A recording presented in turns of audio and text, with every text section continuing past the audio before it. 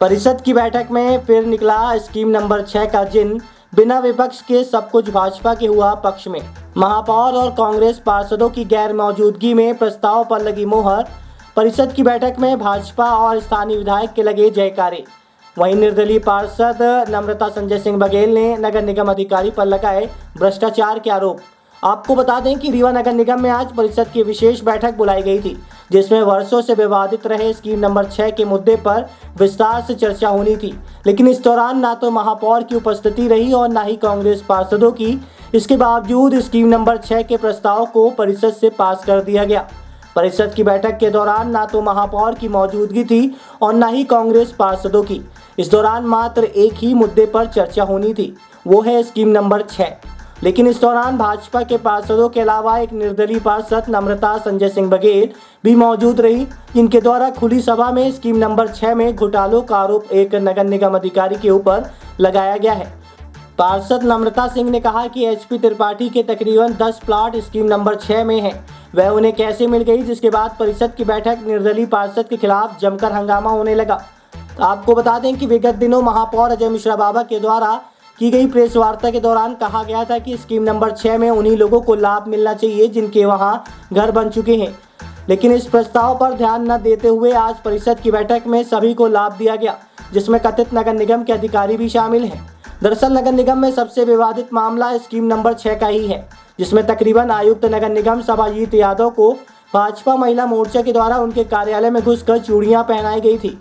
रीवा सांसद जनार्दन मिश्रा ने सभाजीत यादव को भरी सभा में गाड़ देने की चेतावनी भी दी थी। ये मुद्दा एक बार फिर निकलकर सामने आ चुका है। यदि हम पक्ष और विपक्ष की बातों से हटकर बात करें तो किसी भी प्रस्ताव को पास करने के लिए एमआईसी में उस विषय का आना अनिवार्य है, जिसके बाद दोनों ही पक्षों की मौजूदगी में उस विषय पर चर्चा होती है और बाद में उसी प्रस्ताव को पास किया जाता है, जिस पर अधिकांश लोगों की सहमति बनती है। अब माना यह जा रहा है कि भले ही परिषद की बैठक में स्कीम नंबर 6 को मंजूरी दे दी गई हो, लेकिन अभी भी इसमें कई पेच फंसने वाले हैं। प्रस्तुत है नगर निगम के अध्यक्ष वेंकटेश पांडे एवं विपक्ष के नेता दीनानाथ वर्मा से प्राप्त जानकारी के अंश।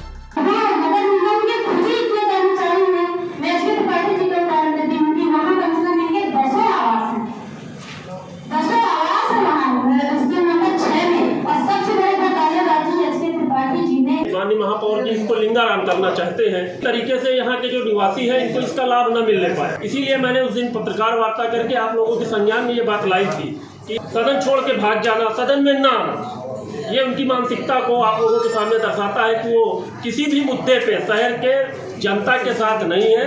सिर्फ वो ये दिखाना चाहते हैं कि हम आपके लिए काम कर रहे हैं। सच्चाई है, हम मुँह से कुछ भी बोल दें। आरोप तो मोदी जी के ऊपर भी लगते हैं, राहुल जी के भी ऊपर लगते हैं। मुँह से बोल देना अलग चीज़ होती है। निश्चित तौर पे मैंने सत्य कहा है।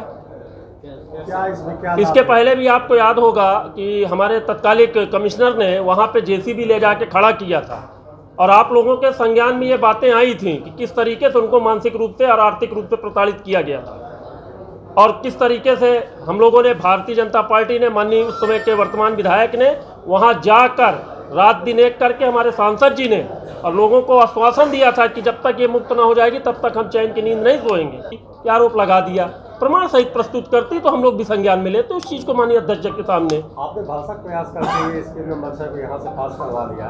यदि इसमें गलतियाँ निकलती हैं आपके अधिकारियों की या फिर उसमें कुछ त्रुटि पाई जाती है या फिर भ्रष्टाचार पाया जाता है तो क्या आगे कदम होगा? देखिए, इस पे शासन के जो गाइडलाइन है, शासन के जो दिशा निर्देश हैं, हम उसका पालन कर रहे हैं।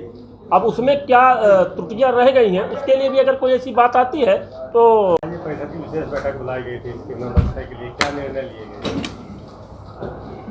स्कीम नंबर 6 की आज विशेष सम्मेलन था, उस पर 25 पार्षद उपस्थित थे, जिसमें 24 लोगों ने सर्वसम्मत से इस जो कमिश्नर द्वारा प्रस्ताव भेजा गया था शासन के लिए उसको पास कर दिया और 25 में 24 लोगों ने इसमें सहमति जताई कि प्रस्ताव को शासन को भेजा जाए। देखिए, कौन आया कौन नहीं गया इस पे परिषद अध्यक्ष का कोई रोल होता नहीं है। सूचना दी जाती है, सबको सूचना दी गई है। अब कौन नहीं आया कौन नहीं आया इससे कोई फर्क नहीं पड़ता है।